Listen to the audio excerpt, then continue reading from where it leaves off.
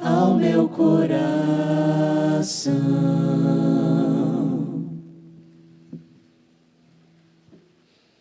Quero saudar meu irmão no sacerdócio, Padre Edson, Bahia. Queridos irmãos e irmãs reunidos nessa noite aqui no Shalom da Paz, irmãos que nos acompanham pela rede Shalom de rádios e aqueles que também assistem pela TV web Rádio Shalom Oficial no YouTube. Nós, nesse tempo, seja de preparação para a Páscoa, seja na Semana Santa, teremos a oportunidade de encontrar Jesus em 3 montes importantes da geografia bíblica. O primeiro é este monte, chamado pela tradição de Monte Tabor. O segundo, o Monte das Oliveiras. E depois, o Monte Calvário. Pedro e Tiago e João são convidados por Jesus a estarem presentes neste monte, nas oliveiras e também no Calvário. Só que apenas João, o discípulo amado, estará no terceiro monte. Iniciamos a nossa celebração citando na antífona de entrada da missa deste segundo domingo da Quaresma, o Salmo 26, de 8 a 9. Escuto no meu coração, procurai a minha face. Eu procurarei a tua face, Senhor. Não me escondas a tua face. Procurarei a tua face, Senhor. Não me escondas a tua face. É muito interessante ver que no Evangelho de São Lucas, que é o evangelho que destaca a vida de oração de Jesus, Lucas diz, no capítulo 9, versículo 28, que Jesus toma consigo Pedro, Tiago e João. Marco diz, há um lugar à parte, que a tradição denominou aquele monte que pode ser visitado ainda hoje, o Monte Tabor. Mas Lucas diz que Jesus os chamou para orar. Esse era o intuito. Buscar a face de Deus. E Jesus tantas vezes, diz Lucas, saía de madrugada para orar. Passava a noite em oração. Nós queremos os resultados da oração. Quem de nós não quer pedir e receber? Quem não quer procurar e encontrar? Quem não quer bater e ver a porta se abrir? Todos nós desejamos uma resposta de Deus. Nesse ponto somos interesseiros, muito interesseiros. E basta um problema para a gente correr para a oração. É rápido. Quando tudo está bem, rezar é enfadonho. A gente não se lembra da oração quando ao nosso redor tudo está às mil maravilhas. Eu sei disso, você sabe disso. Nós sabemos disso. Que a oração tantas vezes nos custa. É fácil ficar horas diante de um celular, ou de um computador, ou diante da televisão, ou com uma pessoa, ou fazendo algumas coisas e atividades até mesmo da igreja, da comunidade. O tempo passa rápido, mas quantas vezes a oração se torna enfadonha, difícil, e deixamos para o último momento e terminamos muitas vezes não rezando, porque na hora que nós deixamos para Deus, o nosso corpo diz: epa, é hora de dormir. E aí a gente termina cochilando. Queremos os resultados, mas não queremos rezar. E se tem uma coisa que na Bíblia Jesus nos ordena, é a oração. Orai, batei, buscai. Ele ensina, inclusive, a rezar com a vida. E quando os apóstolos pedem, ensina-nos a rezar, ele ensina a oração do Pai Nosso, que contém as normas de toda e qualquer autêntica oração. Estamos na segunda semana desse tempo favorável para a nossa conversão, e é preciso deixar o vale e subir no monte da oração, que pode ser o nosso próprio quarto, pode ser aqui a capela que está 24 horas aberta com adoração perpétua, pode ser a igreja ou um local silencioso e favorável. Mas nós precisamos subir. E é Jesus quem nos convida a subir o monte.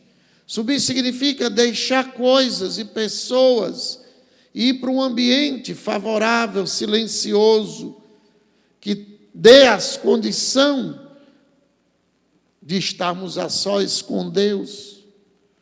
Teresa d'Ávila define, nós temos nas nossas regras, nos nossos estatutos, que a oração, segundo Teresa d'Ávila, é parada. Parada? Tenham medo, não. Parada? Parada com Deus. Também Teresa diz que a oração é um trato de amizade. Não é um peso. Hoje eu tenho que rezar. Eu tenho que fazer estudo bíblico. Que coisa. Shalom. Para que eu fui entrar? Ainda tenho que rezar. Ainda tenho que estudar. Não aguento. Não. É um trato de amizade com Deus. Então os apóstolos são convidados para rezar. E Moisés, nosso fundador, pregando um dia sobre esse texto, ele diz: a transfiguração foi a surpresa da oração. Palavras do Moisés. Nunca esqueci isso numa pregação.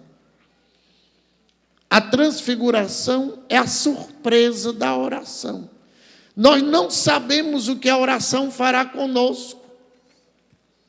Nós não podemos ter controle, porque é uma ação de Deus. Em Jesus, a oração o transfigurou. Suas vestes, disse o Evangelho, ficaram mais brancas do que qualquer lavadeira poderia, lavando, conseguir deixar em tão grande alvura. Todo o seu corpo se transfigurou, não só as vestes, mas seu rosto brilhava.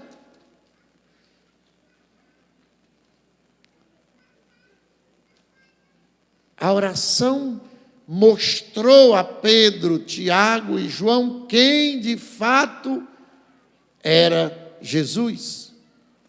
Eles estavam acostumados a um Jesus cheio de poeira, porque caminhava a pé naquelas terras cheias de pó, suado, cansado. Eles viam a humanidade de Jesus, mas aqui eles puderam, pela oração, contemplar quem de fato Jesus era. Esses apóstolos seriam testemunhas daquilo que era Jesus, de quem era Jesus, para depois, especialmente João, contemplar a ignomínia da cruz. Tão deformado ele ficou pelos açoites, murros, coroação de espinhos, quedas no caminho do Calvário, que Isaías diz que ninguém nem ousava olhar para ele. Por mais que uma figura, um ícone como esse, mostre um rosto de Jesus flagelado, jamais iremos ter ideia de como ficou o rosto de Jesus por causa das bofetadas, das pauladas que ele sofreu. Não havia, diz Isaías 53, beleza alguma que atraísse a nossa visão. Era desprezado.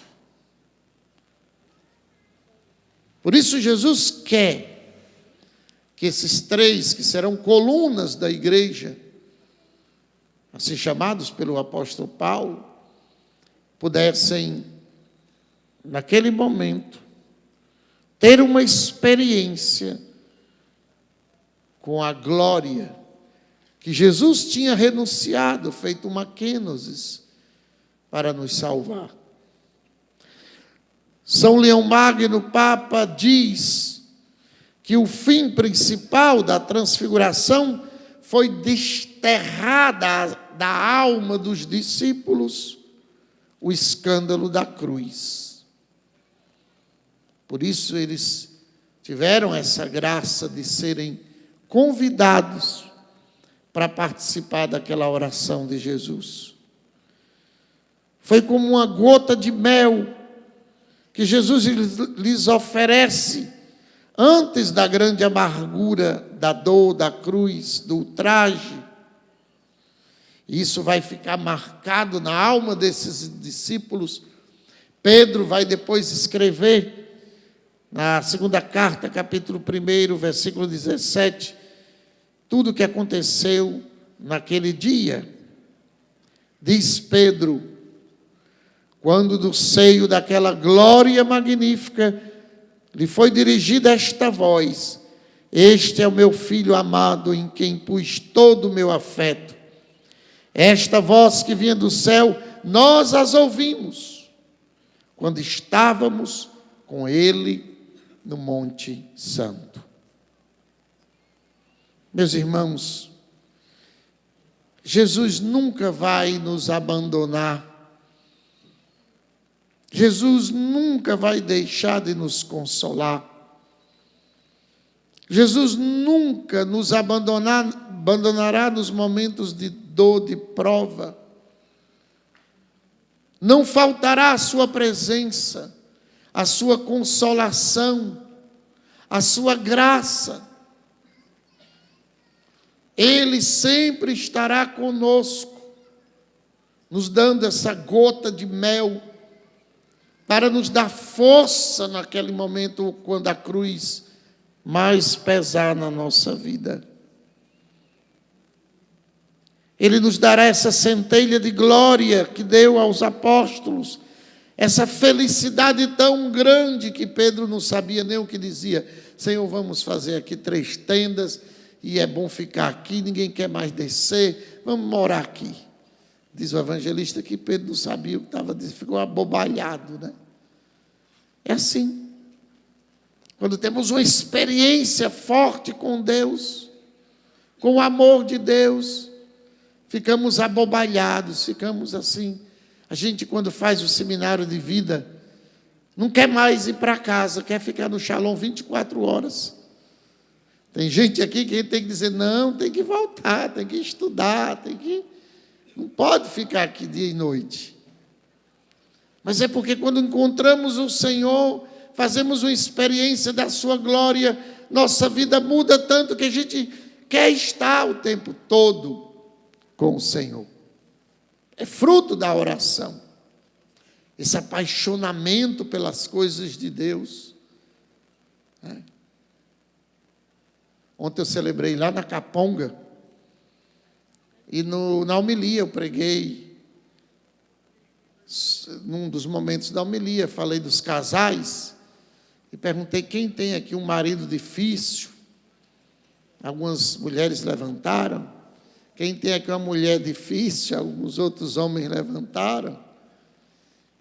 E é óbvio que uma missa pelos enfermos, foram 3 horas de missa. E no final, o marido chegou para buscar a mulher indignado. Que missa é essa que dura 3 horas? E a mulher, morta de feliz, disse: você nem se importa quantas horas você passa jogando baralho. Para ela estava no tabu. Para ele, aquilo era uma perda de tempo. Mas cada um ocupa o seu tempo com aquilo que acredita que vai receber felicidade, alegria, paz. E quantos viram a noite no jogo ou em outros ambientes? Pedro descobre como é bom estar com Jesus, como é bom estar com os santos. Ali estava Moisés e Elias. Como é bom. A gente entra aqui na Capela das Relíquias. Já entrou, padre, lá? E a gente não quer sair, dá vontade de ficar, porque é bom. Porque quando estamos com Ele, tanto faz se estivermos rodeados dos maiores consolos do mundo, ou prostrados em uma cama de hospital. Se Ele está conosco, tudo é diferente. Tudo é tabu, se Jesus está conosco. São Beda diz que o Senhor, numa piedosa autorização, permitiu que Pedro, Tiago e João fruíssem durante um tempo muito curto da contemplação da felicidade que dura para sempre, a fim de fortalecê-los perante a adversidade. A celebração de hoje, desse segundo domingo, para quem de fato está fazendo quaresma, para quem de fato entrou na quarta-feira de cinzas, pelo jejum, pela abstinência, pela oração, pela caridade, para quem de fato está renunciando a alguma coisa e trabalhando na própria conversão.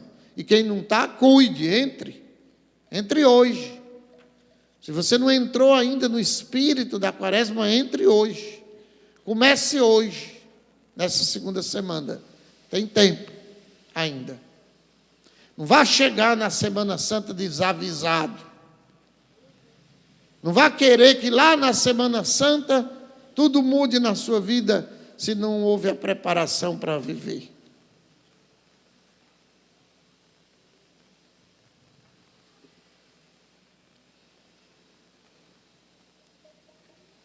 Nós estamos caminhando para o céu. Quem aqui escolheu uma coisa para renunciar durante a quaresma? Levanta a mão. Escolheu um sacrifício. Depois da quaresma, não pare não, continue. Continue. Porque nós não estamos caminhando somente para celebrar o tríduo pascal. Nós estamos caminhando para o céu, que é a nossa morada. E nessa caminhada que muitas vezes se apresenta áspera em alguns momentos, quando a cruz pesa mais, quando a tentação nos assalta, nós precisamos nos lembrar que nosso alvo é a santidade. nosso destino é o céu. Dizia José Maria Escrivá, santo fundador, a hora da tentação, pensa no amor que te espera no céu. Quando olhar para aquela Coca-Cola te custa tanto, pensa no céu. Quando renunciar à rede social, te der aquela agonia, pensa no céu. Fomenta a virtude da esperança. São palavras de um santo. São João Crisóstomo dizia: no céu tudo é repouso, alegria, regozijo, tudo é serenidade e calma, tudo é paz, resplendor e luz. Não é uma luz como a que gozamos agora, a qual, comparada com aquela, não passa de uma lâmpada do lado do sol, porque lá não há noite nem tarde, frio nem calor, mudança alguma no modo de ser, mas um estado tal que somente o entendem os que são dignos de gozá-lo. Não há ali velhice, graças a Deus, nem achaques, nem nada que se assemelhe à corrupção, porque é o lugar do aposento, da glória imortal. Acima de tudo, diz São João Crisóstomo, é o convívio e o gozo eterno com Cristo e com os anjos, todos perpetuamente unidos num sentir comum, sem medo das investidas do demônio, nem das ameaças do inferno e da morte. Isso é o céu. Não uma ilusão, mas uma realidade. Vejam que Elias e Moisés estavam ali. Eles que já gozavam, não ainda da perfeição do céu, porque Jesus não tinha ainda aberto as portas do paraíso, mas estavam no seio de Abraão, segundo a linguagem bíblica. Depois da morte, Jesus desce à mansão dos mortos e leva os justos, que ali estavam, junto com o ladrão, que chegou primeiro do que todo mundo. Nada, meus irmãos, vale mais como ganhar o céu. Nada. Santa Teresa d'Ávila, nossa amiga, mestra de oração, ela diz: se for de sempre avante, com esta vontade, com esta determinação, de antes morrer do que desistir de chegar ao termo da jornada, o Senhor mesmo, que vos mantenha com alguma sede nesta vida, na outra que durará para sempre, vos dará a beber com toda a abundância e sem perigo que nos venha a faltar. Por isso Paulo dizia, quando viu o céu, nem olho viu, nem ouvido ouviu, nem entendimento algum é capaz de entender o que Deus preparou para aqueles que o amam. Nosso desejo, nosso olhar, nossa vontade deve estar sempre sintonizadas no céu. E o que é o céu? Dizia Elizabeth da Trindade: o céu é Deus, e na minha alma Ele está. O céu é Deus, e na minha alma Ele está. Que Deus nos ajude a levar bem a sério esse tempo, a nos prepararmos bem para celebrarmos os principais mistérios da nossa fé. Louvado seja nosso Senhor Jesus Cristo. De pé para